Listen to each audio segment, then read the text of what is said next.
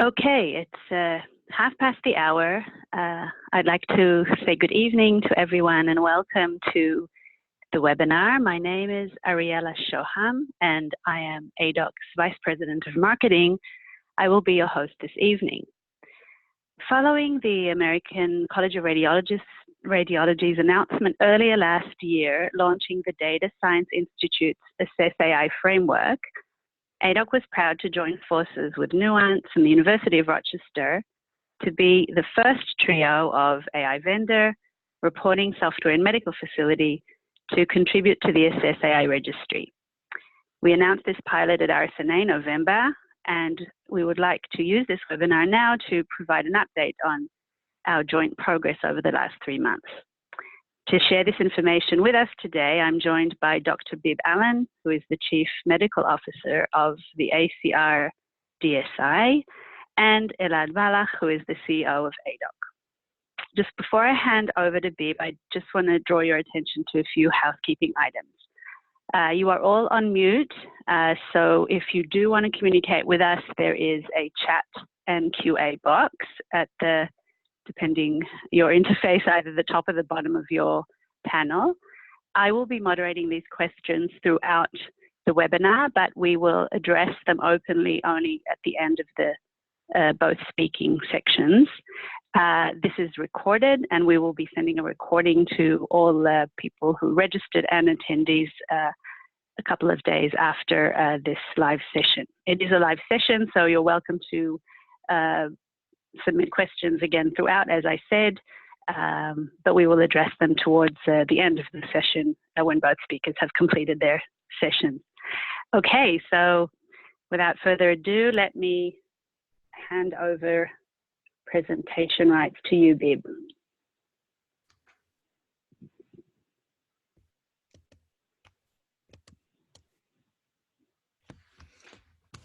Well, good evening, everyone. I'm Bib Allen. I'm the Chief Medical Officer for the ACR's Data Science Institute, and I am thankful and grateful to Ariella and Elad for allowing us to use this webinar to talk a little bit about the Data Science Institute's tool for monitoring the performance of AI algorithms in clinical practice. Bib, sorry, let me just jump in. I don't see your screen, so can you just make sure that you're sharing it? Well, let's see.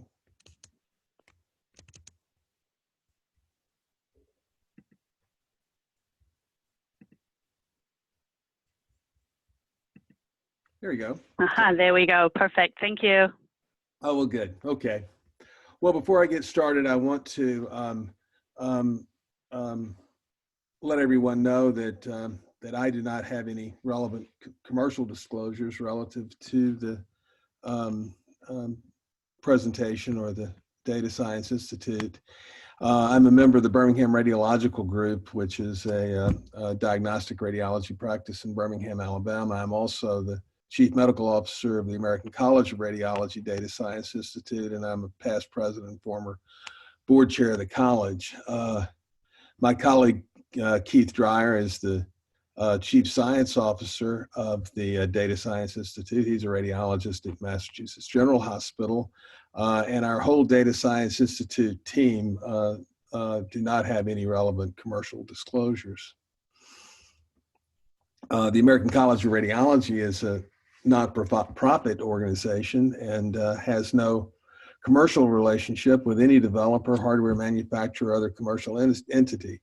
However, the DSI does invite collaborations with researchers, AI developers, and the HIT industry as a whole to help develop vendor-neutral tools that will promote safe and effective development and advancement of AI in healthcare. And we do a number of these collaborations, but they in no way constitute an endorsement by the college of any commercial product. And so with that out of the way, I'd like to get started by just talking a little bit about the American College of Radiology, whose core purpose is to empower our members to advance the practice, science, and professions in radiological care 38,000 members strong for 95 years, with touch points in really at least 15,000 facilities across the country, which will be important as we go along. In the era of value-based healthcare and value-based radiology, the American College of Radiology put together our Imaging 3.0 initiative, which relies heavily on the use of informatics tools to help radiologists provide value-based care. And these include decision support for ordering physicians, structured reporting, clinical decision support for image interpretation, image sharing, registries, and now artificial intelligence, I think, will be the next big feature of our ability to provide value-based healthcare. And it was really for that reason that the ACR put together the Data Science Institute about almost 1.5 or almost 2 years ago to leverage the value of radiology professionals as AI evolves with development of use cases, ensuring workflow integration to protect our patients through leadership roles in the regulatory process, to leverage our long history of working with the FDA and other government agencies, and to then participate in the validation of AI algorithms before they get to market, and then to establish industry relations by providing credible use cases and providing help with the FDA and other government agencies as pathways for clinical integration. And then finally, education of radiology professionals and other physicians and really all stakeholders about AI and the role of the ACR and data science, again, all for the good of our patients. So these first three things really encompass an AI ecosystem that we have tried to leverage between the college, developers, government regulators, and really the whole health IT industry. We see AI in radiology no different than really AI in any other industries. If you're going to start with an AI application on your phone for finding mountains through all of your pictures on your phones, then you'll have a software use case. You'll have some data labeling and so forth that teaches the phone the algorithm, what's a mountain, what's not a mountain. The compute will occur to produce an algorithm. And now we have a place for that algorithm to be deployed, which is the phone. And it's no different than healthcare. So AI use cases, data, algorithm development, and deployment in that cycle. And so as we look at that cycle in a little more detail, we sort of recognize that there is an important role for radiologists in defining standards for use case development, considering the clinical needs, technical capabilities, and really our domain expertise in working with data scientists. Defining standard methods to aggregate and annotate data for AI model training and testing. So our use cases incorporate standardized and common data elements. Developing standardized methods for model assessment, validation with processes that can lead to congruence with the regulatory processes, and then defining the standards that will help us integrate AI into our practices and monitor the models as they're used in clinical practice.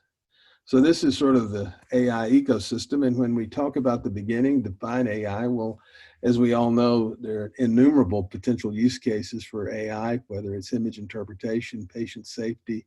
And so what are the most important clinical tasks? And so a lot of what we've done has been around developing use cases for that to prioritize clinical needs, establish technical specifications, and other parameters. We see this beginning as the concept, but really more important, the structure is human language to machine language with standards and common data elements. And also built into the use cases are parameters for validation, integration, and then monitoring in practice. I want to highlight one of the areas that the whole radiology community is working on, and that's the use of common data elements. ACR and RSNA sponsored to host radelement.org, which is really the development of common data elements throughout our practice. So data elements for concept, for building the algorithms, validating algorithms, integrating algorithms into practice and monitoring. So really the ACR Data Science Institute has become one of the biggest customers, if you will, for radelements.org. To date, we have about 50 use cases that we have put out for public comment and review to see what we did right, what we did wrong, and we would like for everybody to comment. And these are available in a library for public use, free of charge, all that. So in our role of protecting patients and the public, we want to ensure that algorithms perform in practice as expected, and that means sort of working with the FDA to define the parameters for patient safety, and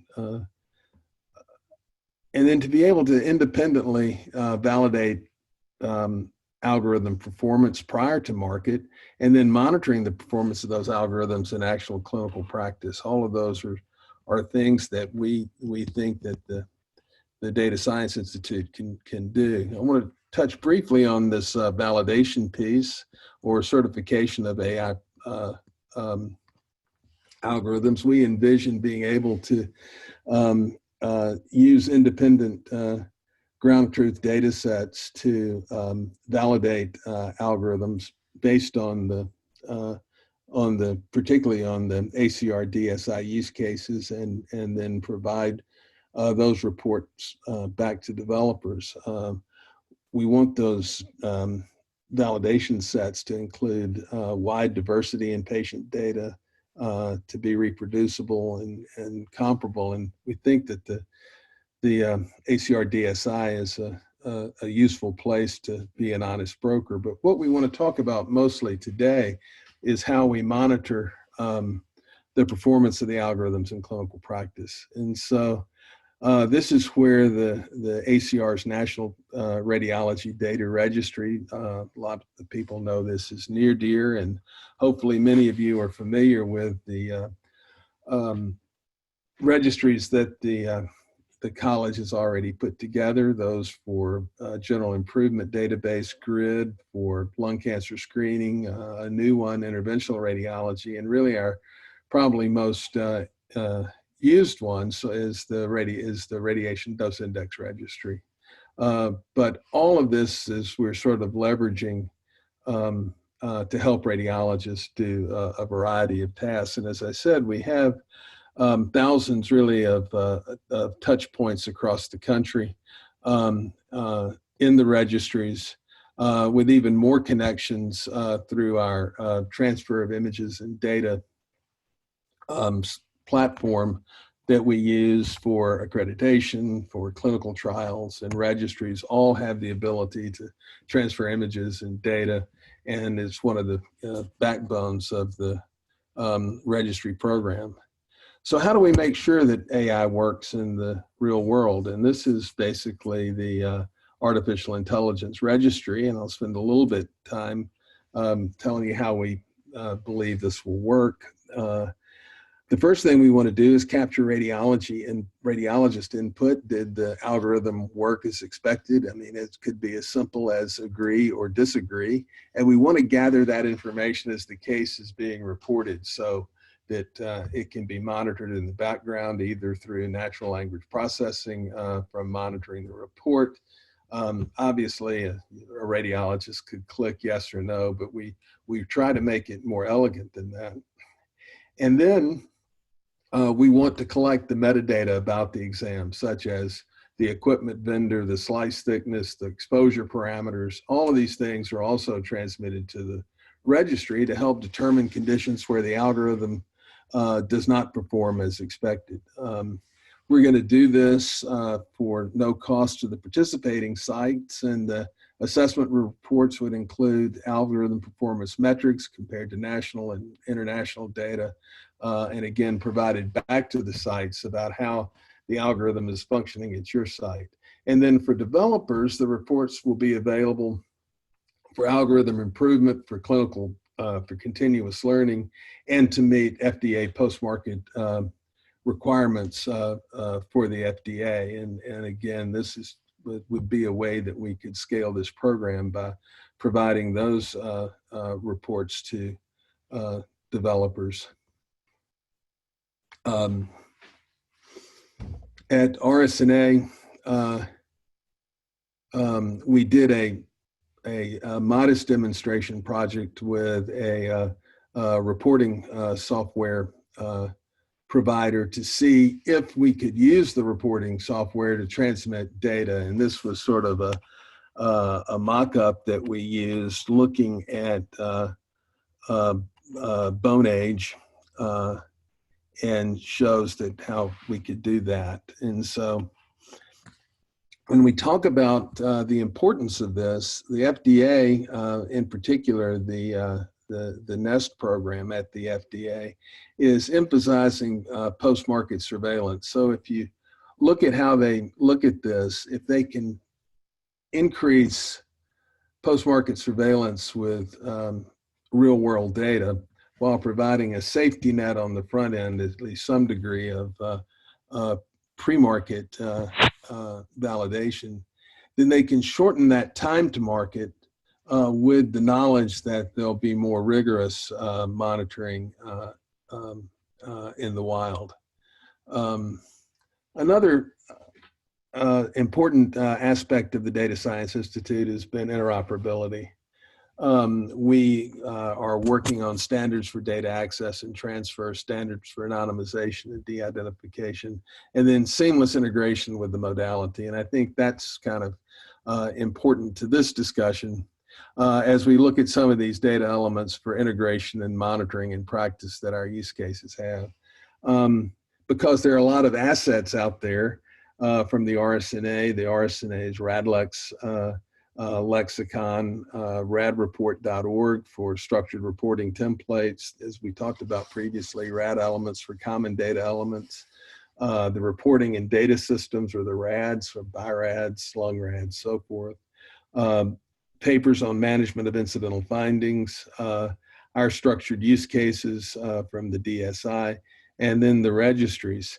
So all of these existing assets, we believe we can, and have done in many cases, turn this into computer-assisted reporting for radiologists. It goes kind of by the nickname CARDS, which is basically taking those types of documents and converting them to machine-readable format, in this case XML.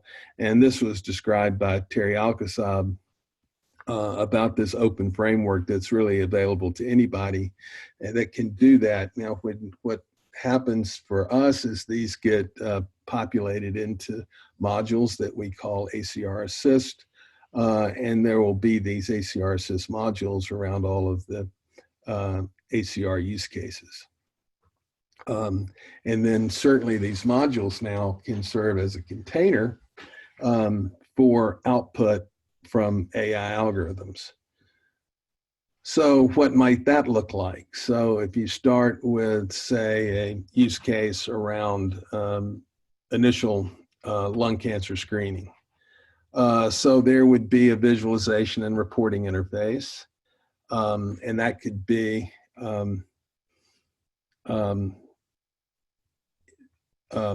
a place where to run the AI. So it could happen on-prem, it could happen in the cloud, it could be modality-based.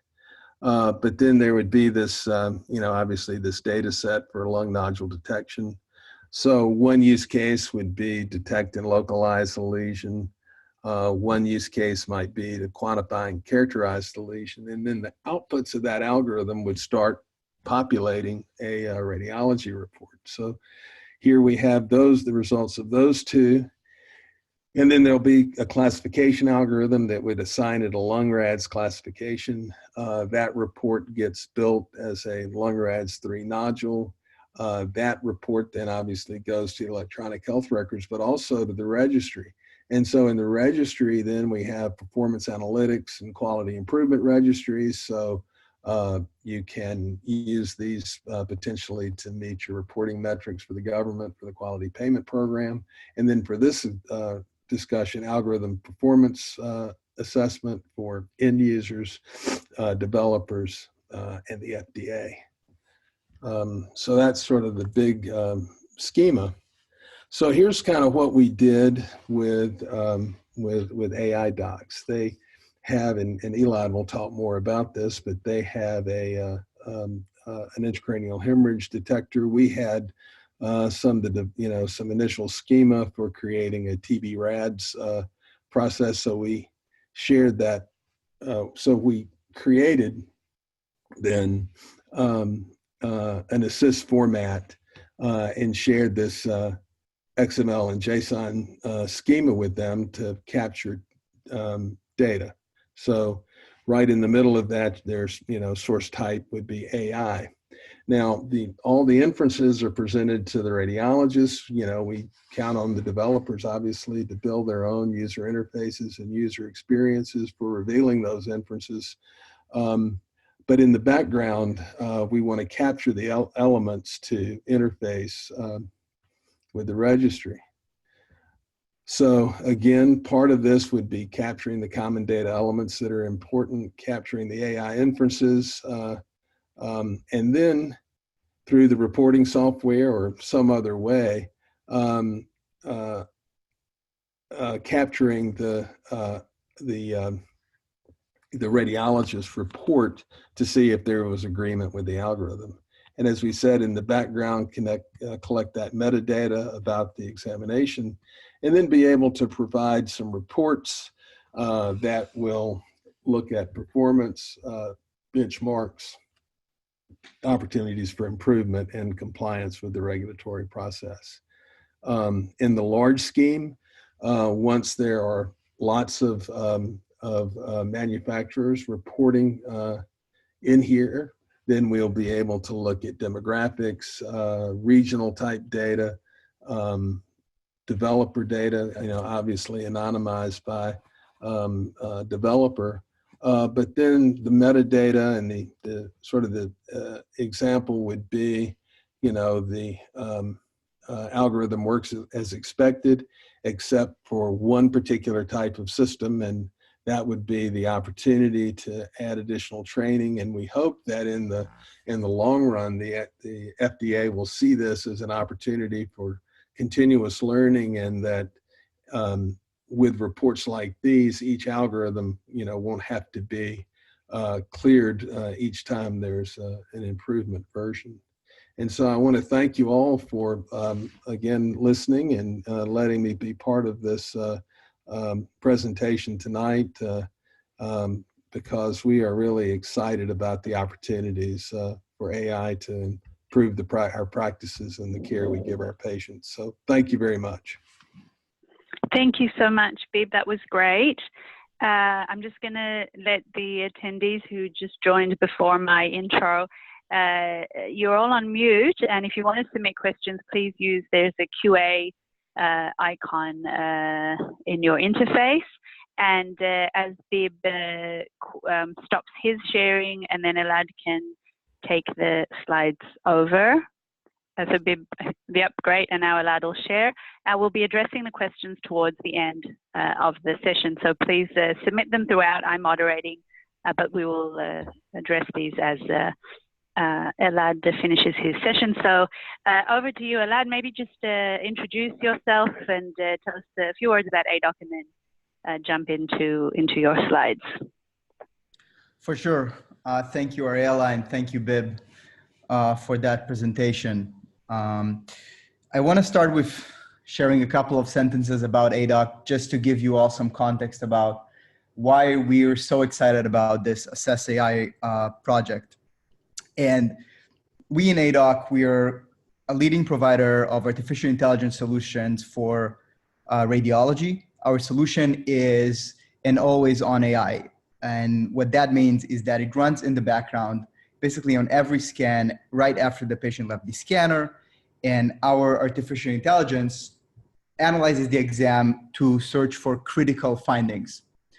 For example, intracranial hemorrhages. And once we detect the finding, we basically highlight that case for the radiologist to help reduce the turnaround time and increase overall quality of care.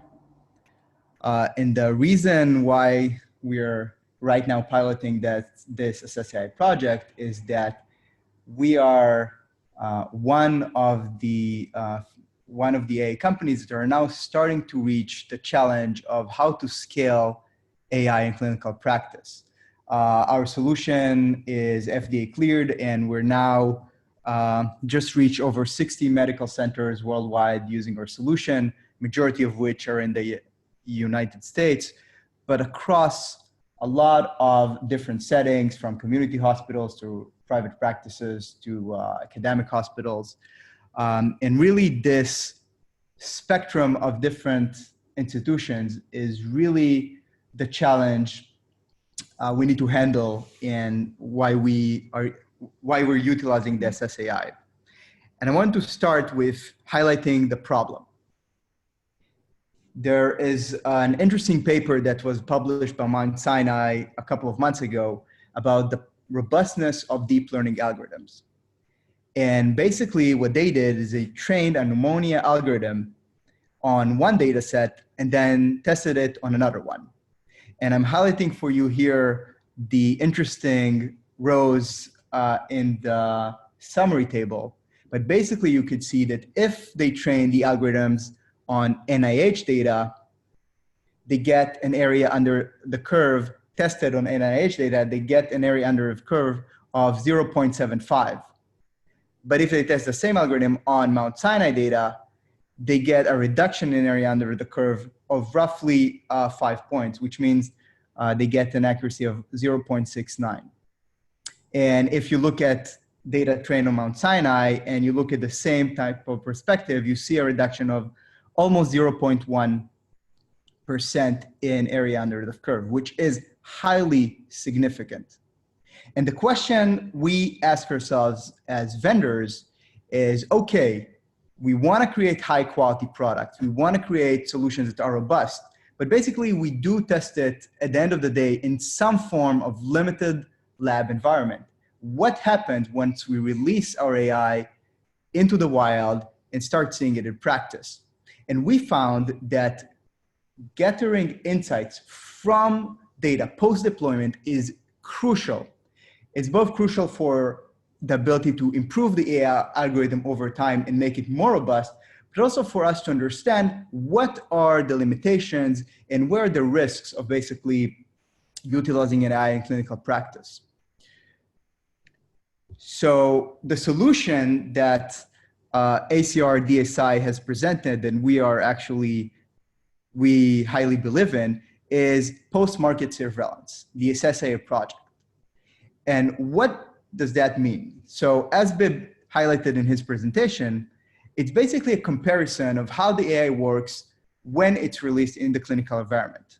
So the idea is to go live and collect all the interesting data. On the one hand, we'll get the AI results, which we can see in the bottom. So we get the CT study analyzed by, specifically in this case, our algorithm, and compare it to the results of the radiology ground truth for a specific indication. All of this data, the ground truth compared to the AI results, all of this is collected together with scanner and patient parameters and aggregated in the ACR's registry. And then once we get all this data, all the outcome data aggregated, then we can start stratify the data and find very interesting insights. And this structure is actually now becoming live in University of Rochester. So as Ariella mentioned at the beginning of this presentation, we actually partnered with both Nuance and University of Rochester Medical Center to pilot this Assess-AI project. To give a very high level overview of the integration, we start by taking exams from the PACS and all the reports. All of these are sent to our Aidoc virtual server behind the hospital's firewall. It is then analyzed for AI and the NLP runs on the reports, and all of this data is being sent into the Assess-AI registry. And now I actually want to share with you is why have we elected to go through this process and partner with the ACR on the Assess-AI. And to do that, I want to share with you one example use case that we have saw in different scenarios in some of our institutions. This specific one isn't live yet, but I want to share with you the kind of insights we can derive by using this kind of information. So for example, this is actually the most basic use case. It would be assessing the sensitivity and the specificity of the solution over time. But so assessing the data just from a single site isn't sufficient. Things become interesting when you compare this to a benchmark data of how the algorithm performs across all sites. And only if you do that, you can see that there is actually a slight performance decrease in that specific institution. But that is only the beginning of the investigation. When it becomes interesting is actually when you are able to stratify the results with much higher resolution. So for example, in this case, we can stratify the data per scanner. And one example insight we can derive, as you can see in scanner number 2 in this graph, we see a lower specificity, a much lower specificity. This means that we can basically derive that there is a problem, a potential problem in that scanner, potentially a protocoling problem. And where we looked at similar situation in the past, I must say that anything from lower KV value, which created more artifacts or a different slide thickness or just a different protocol, could create such differences. Another perspective on the same type of data could be just looking at the number of positive exams per scanner. And as you can see in scanner number 2 here, we also can see that the number of positive AI results has also increased significantly, which correlates highly with the decreased specificity. So this is one sample investigation that one can do only when you have the right data with the right stratification centered in one benchmark location. I want to share with you another example, which is actually a very real example of the things we could do before we had the Assess-AI, and now we can do in much greater scale. In this example, we actually looked at a specific institution over time, and we just measure, it was very simple, the amount of positive and negative results coming from the AI solution. And as you can see in week 3 here, we have somewhat of a significant drop. When we investigated this further, we were actually interested to find that in that institution, they had one new protocol for head CT, non-contrast head CT, added that week, which means that they didn't forward that kind of exam to us, which means we had a drop in the amount of exams that were sent to us. And obviously, after talking with the site, we can fix it up with the IT pretty quickly and provide the high quality service we want to provide. So this kind of real-time data that the Assess-AI database can create is really something that would allow us as AI vendors make sure we provide consistent high quality results, both in terms of sensitivity and specificity, but sometimes even for more basic needs. For example, when a protocol is being changed or because of one way or another, the architecture has been broken or deficient. This is another example, which before the days of Assess-AI took us a lot of time to do. And this research we actually did in 4 institutions across the US, and we assessed our sensitivity and specificity. I'm showing just the specificity here, as the sensitivity results were actually quite similar across all institutions, but we found that one site had a significantly lower specificity, when we investigated further, we saw that the average age of patients in that institution was roughly 10 and a half years older than our average patient population, which created quite a different scanning parameter, or quite a different population for the AI, which over time created a lower specificity. And this, once again, is the kind of insights you can create once you have a real-time post-market surveillance that you can check up on consistently.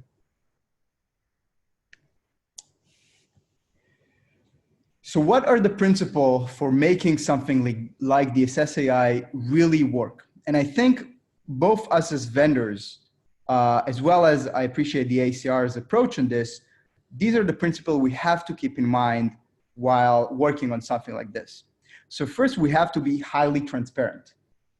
And when I say transparent, I mean we collect all of this data, but we want to make sure that our accounts know about the data we're collecting, know about what kind of insights they can gather from it, and what kind of insights we're gathering from it, so we could all learn from them and improve from them. So transparency is critical.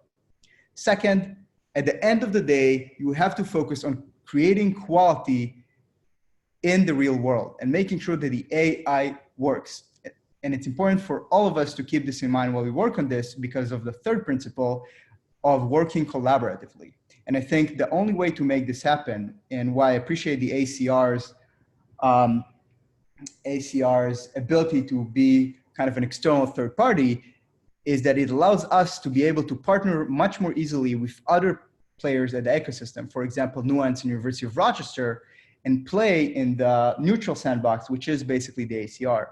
But at the end of the day, we have to remember it's all about working together with the radiology community, with the other vendors, and making sure that we create something that is transparent and helps improve the quality of care and the adoption of AI. For us, we actually see even stronger potential opportunities here. So the insights derived from this kind of database or registry are not just about the AI, but can actually help us highlight insights on the radiology practice. So two ideas that are in the initial phases. One of them is actually using the registry potentially as an AI-based peer review tool. Obviously, it's something that has to be worked on together collaboratively with the site, but it is a certain possibility. The second is if you see, let's say, non-standard results of the AI, it could be because the AI has some form of issue, but it could also be that in a specific institution or scanner, you have non-standard radiology operating procedures. This is why I put such a strong focus on transparency, because I think that this data can actually be very important for the sites as well, because they might want to know if they have, let's say, a scanner that uses different protocols than their other scanners, and potentially in management level, they may want to consider this when looking at the broader perspective. So I think these are all interesting insights that could be derived if you share the data transparently and work together with the radiology community to actually take the results from AI back to the radiology operating procedures. And to sum everything up, I would say that first, I believe that this kind of approach of creating a transparent post-market surveillance is really crucial for the ecosystem. And I think that hospitals and medical centers should ensure over time that AI vendors continue to evaluate their algorithms in the real world. It could be through Assess-AI or through other means, but the idea of keeping tabs on how the algorithm performs, I believe, is really key. And second, I believe that the vendors themselves can benefit from such a post-market surveillance activity. I know we already find value from it, and I believe that over time we would gain more and more insights that could be potentially powerful in ensuring high quality results. So that's all on my end, and back to you, Ariella. Thank you. Thank you. Thank you very much, Elad. I can see some questions being submitted, so we will start addressing them. So please, attendees, feel free to start typing in your questions as I start addressing these to each of our speakers. So let me just start with you, Bib. One of the first questions that came up was about benchmark. It was, a question is there a way to benchmark outcomes or just the accuracy? And also, is there a plan to benchmark vendors in general? So maybe, Bib, you can take that. Yeah, sure. So, you know, I think what we're trying to do is obviously different radiologists will have a different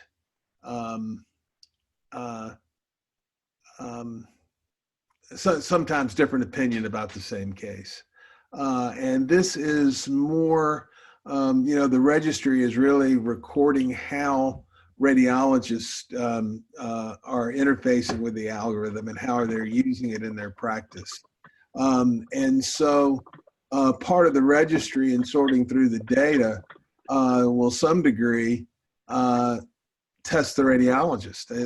You know, if we find, for instance, that there seems to be an accuracy issue with the algorithm, all of the other parameters are the same where it's working fine in lots of other sites, then it comes down to, well, maybe there is an issue with the radiologist. I don't think that we are trying to decide that this is ground truth. Certainly, there was a question down the line about how do we know ground truth if we don't have a biopsy result? And I'm thinking that that's going back to the lung-RADS use case. And all we're trying to do with the registry is to figure out how the AI and the radiologist are interacting together. And so the AI doesn't have a biopsy either. And so the idea then is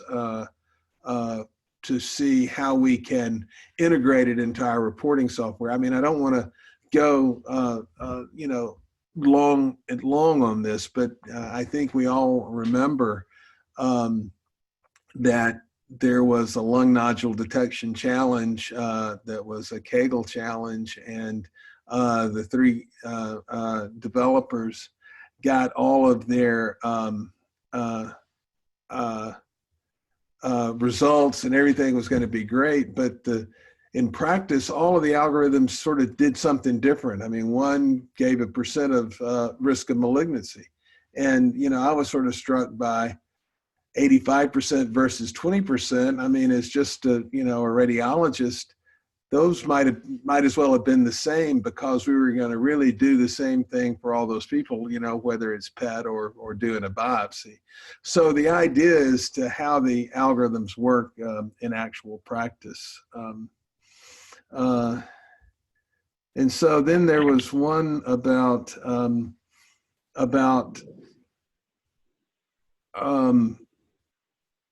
ground truth on data sets. And I guess that goes back to the Stratifying AI program or the validation program. And what the idea is there is that the college has a long history of being involved in clinical trials, and from the Akron studies, where the ACR was actually, and this goes back to DMIS, the lung cancer screening trial, and others. The ACR was actually the grantee from the NIH, and then the funds were distributed out through the institutions to provide all the work of doing the cases, reading the cases, and this would be sort of the same thing. And where the college could broker it is to try to get a diverse set of cases from a variety of institutions with some rigor in how they were done, from academic experts, potentially double read, to get as much ground truth as we possibly could in those sets. Somebody asked about the ability to whether we intended to benchmark vendors. That is really not the intent of the registry. The intent of the registry is, of course, to make AI better, to protect our patients, to help developers make their products better. We don't really intend either of these processes to necessarily be a scorecard. If you look at a lot of these challenges, the differences between the top 10 performing groups is very small, and they are probably equally good. This is more of a, would be a bar to get over of where we think from a statistical perspective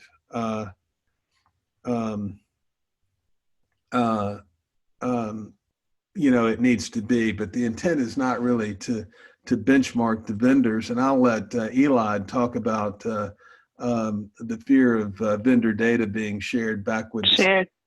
Yep. Thank you, Bib. Thanks for answering.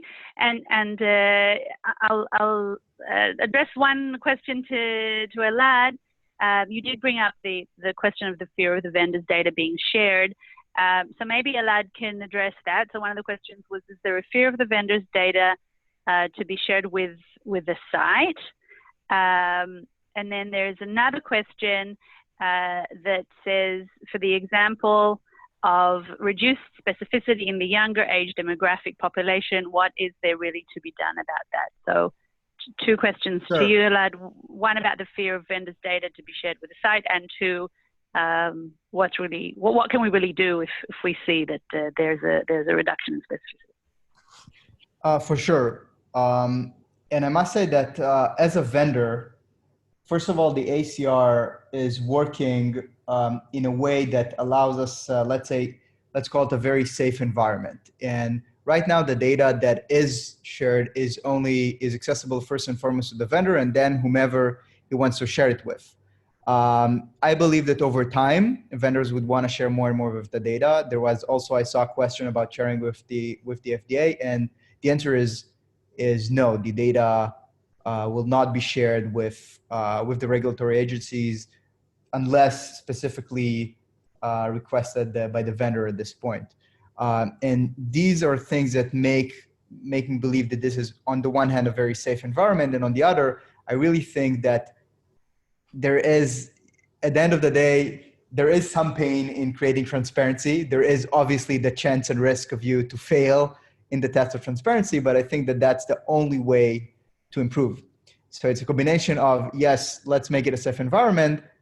And the second is, on the other hand, we do believe that transparency is crucial, and that's the only way to improve. And I think that over time, we'll see more and more vendors potentially open up this data to additional, either to the sites or to additional authorities.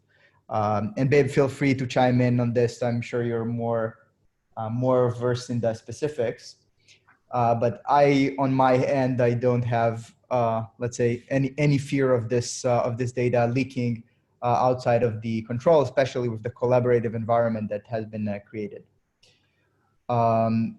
With regard to the second question, I actually must say that I really like the question about what can be done with the specificity. So there are a few things that could be done.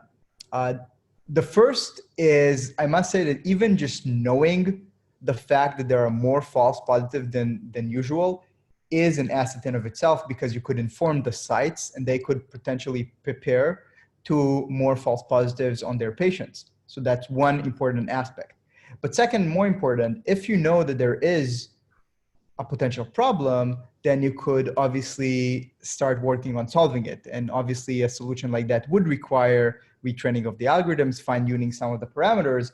But when you release the new version and clear it with the agency, you can create a program that works well for all types of patient populations, or with the same quality for all type of patient populations. So I think that's something that these are the kind of activities that you can do when you have the right insight to the problem.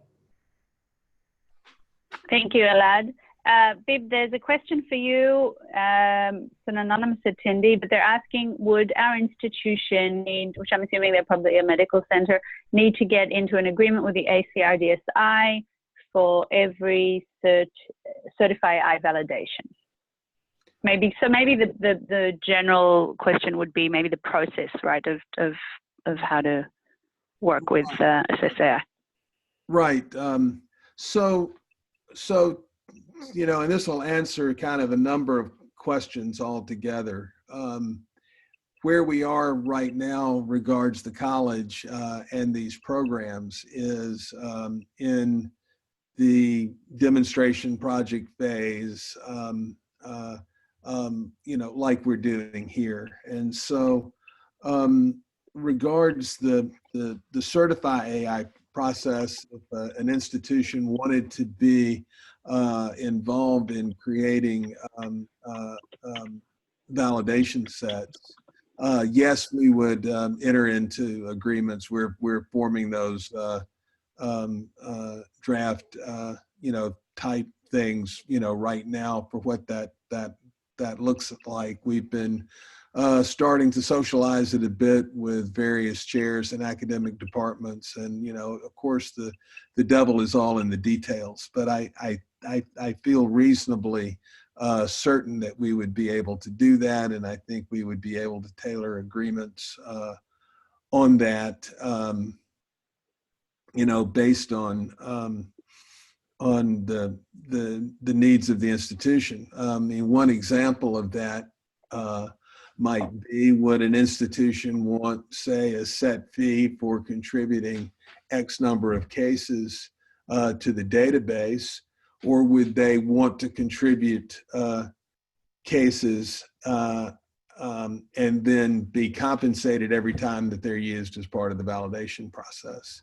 But our idea is that by having these embargoed data sets that are out there, as developers build AI models to the same structured use cases, then the data sets for certification in validation can be reused. Again, lower cost to a developer than having to run a reader trial for every single algorithm prior to FDA clearance.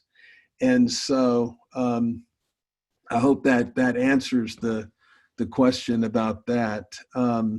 There was another along these lines: does the ACR have any guidelines for selecting vendors for the Assess program? And the answer is probably no. I mean, I think if a developer wants to have their algorithms in the Assess program, we will again figure out a mutually beneficial arrangement. They're going to, the reporting platforms like Modal and Nuance, we have socialized this with them and expect them to provide ways to transmit data back to the registry. And again, the idea is that the sites may want to use the registry program as well. So there'll be lots of points into the registry. Thanks. Thank you, Bib. Okay, I have a couple more. So this is to Elad. So Dr. Wald is saying, I'm just going to read this out. How much do you trust automated NLP-based analysis of radiologist reports as the ground truth when real humans often struggle to ambiguously interpret the same? There's a lot of gray in today's reports and for some time to come. One has to balance scalability with precision. Elad.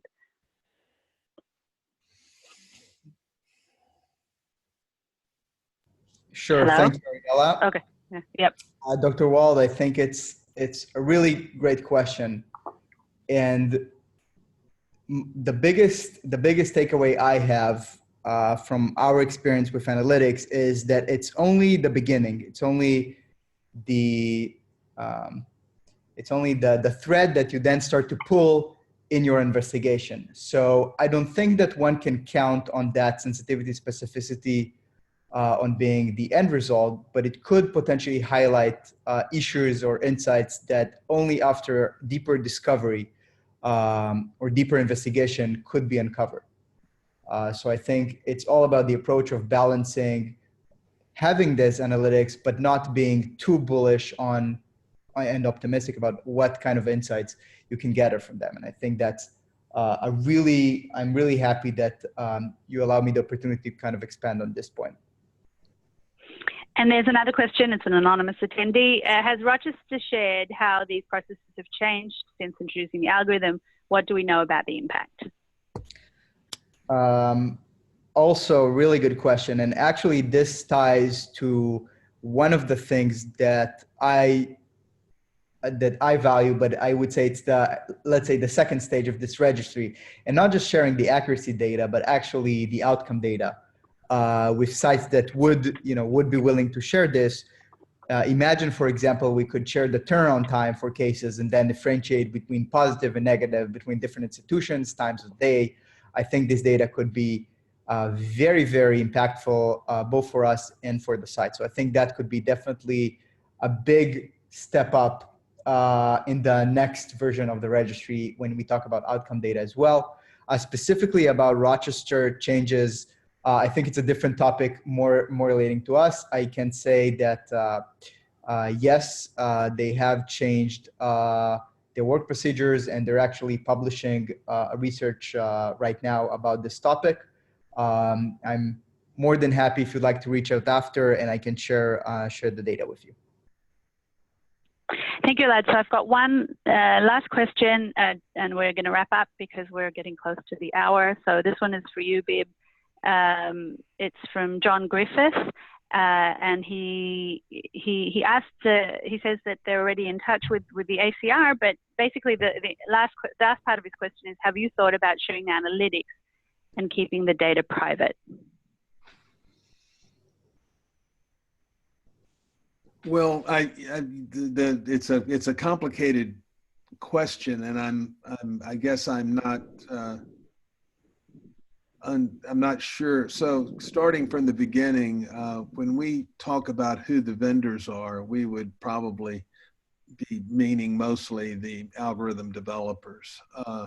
Certainly, algorithm developers work for companies that make scanners, and so if there's AI on a scanner, it may be that the scanner manufacturer would be the ones who would be opting into the registry and so forth.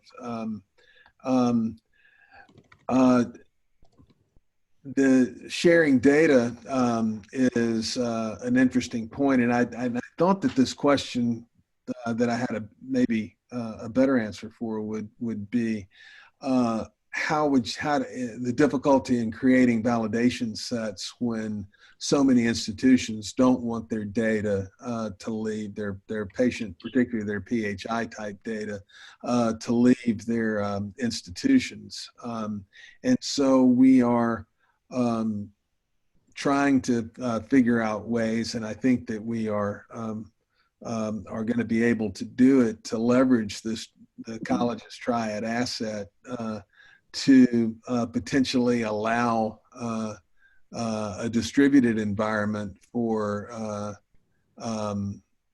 validation, and then really potentially a distributed environment for exposing algorithms to a more diverse set of training data across multiple institutions and so forth. But that will be for a webinar on another day, I think, because we are. Exactly. We're on the hour. Thank you so much, Bib, and thank you, Elad, for addressing all these questions and for spending the hour with us. It was very insightful, and I thank you both very much.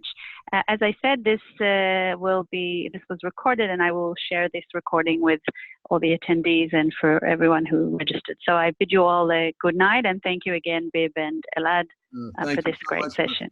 Thank you so much for hosting. Thank you. Thank you. Good night, everyone.